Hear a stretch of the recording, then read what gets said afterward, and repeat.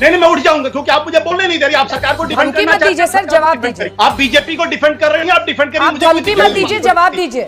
चित्रा जी, ऐसा है कि बुलाया आपने था मुझे इस डिबेट पे, मैं नहीं आई न्योता देकर अपने आप को, है ना। मैं यहाँ पे भरोसा दिलाने नहीं आई। आपको नहीं सुनना है तो मैं डिबेट छोड़ देती हूँ। मैंने जैसे आपको कुछ जवाब दिया, आप तो ऐसे ही आप खुद तिल मिला उठी, जैसे आपके बारे में मैं कह रही हूँ। अमीश देवगन, आप बहुत विद्वान और चतुर एंकर हैं। अमीश देवगन, सुनने का मादा पैदा करिएगा, संयम रखिएगा, भाषण मत दीजिएगा। गलत छवि मत बनाइए आशुतोष जी। जिस चैनल पर बैठते हैं, जिस पर बोलते हैं, उसी के खिलाफ बेवजह की बात कर रहे हैं आप लोग उसको जश्न मना रहे थे।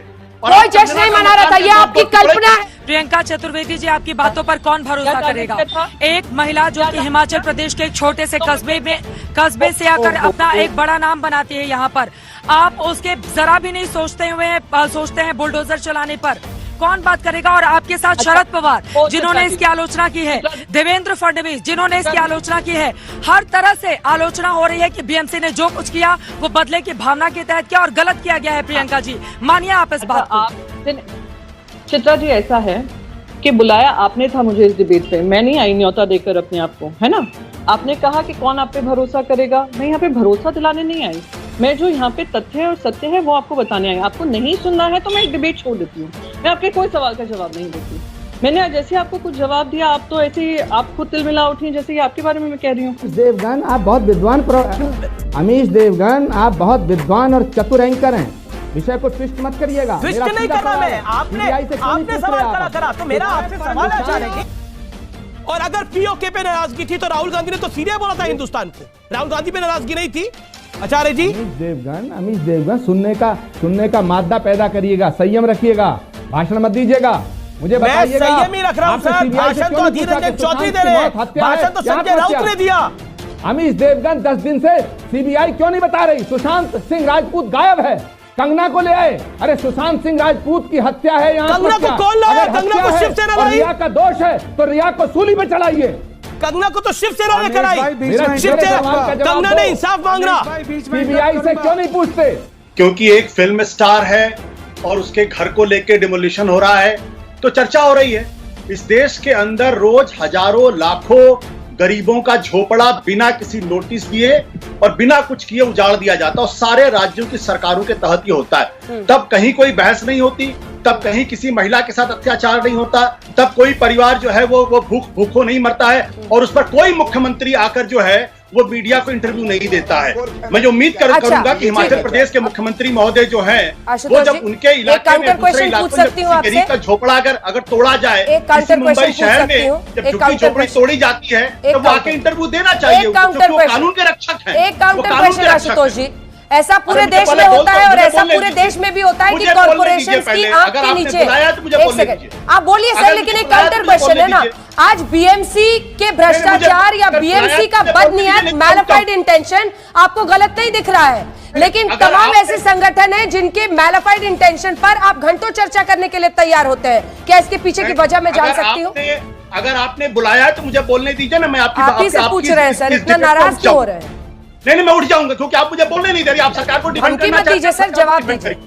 आप बीजेपी को डिफेंड कर रहे हैं, आप डिफेंड करिए, मुझे धमकी मत दीजिए, जवाब दीजिए। मैंने बुनियादी सवाल उठा दिया है। आप धमकी मत दीजिए, जवाब दीजिए। एक फिल्म स्टार जो अनऑथराइज्ड कंस्ट्रक्शन करता है, जिसको 2018 का नोटिस मिला हुआ है, उसके मकान में बुलडोजर चलता है तो सारे मीडिया में बीजेपी तमाम लोग आके उसको डिफेंड करते हैं। जब इस देश के अंदर एक गरीब आदमी जब सैकड़ों किलोमीटर पैदल जा रहा था तब कोई डिफेंड करने नहीं आ रहा था। जब गरीब का झोपड़ा डिफेंड करने आ रहा था, गलत पिक्चर मत दिखाइए। नहीं आ रहा था, कहा देखा था आपने? इसी चैनल पे देखा था ना, ये हजारों सैकड़ों मजदूर जा रहे हैं, इसी चैनल पे देखा था ना, और आपको बुलाती थी, आपसे बात करती थी। गलत छवि मत बनाइए आशुतोष जी। जिस चैनल पर बैठते हैं, जिस पर बोलते हैं, उसी के खिलाफ बेवजह की बात कर रहे हैं आप। जानबूझकर छवि खराब करते हैं आप मीडिया की, आप जानबूझकर छवि खराब करते हैं मीडिया की। आप बैठते हैं मजदूर पर, रोज बोलते थे आप रोज मजदूर पर बोलते थे सर, और आप छवि खराब कर रहे हैं बेवजह की। आप रोज मजदूरों पर बैठकर बोलते थे, हम ही ने देश को बताया कि मजदूर चलते जा रहे हैं। क्या बात करते हैं आप? रिया एक आरोपी है, रिया एक आरोपी है, रिया पर एक सेकंड सर, जब उसके ऊपर पहले हत्या का आरोप लगाया गया, नारकोटिक्स के केस में 67 के तहत बयान के नीचे वो आरोपी है। उनका आप कंगना रनौत से मत आप कीजिए कंपैरिजन। आप लोग उसको जश्न मना रहे थे। और कोई जश्न नहीं मना रहा था, ये आपकी कल्पना है, ये आपकी कल्पना है।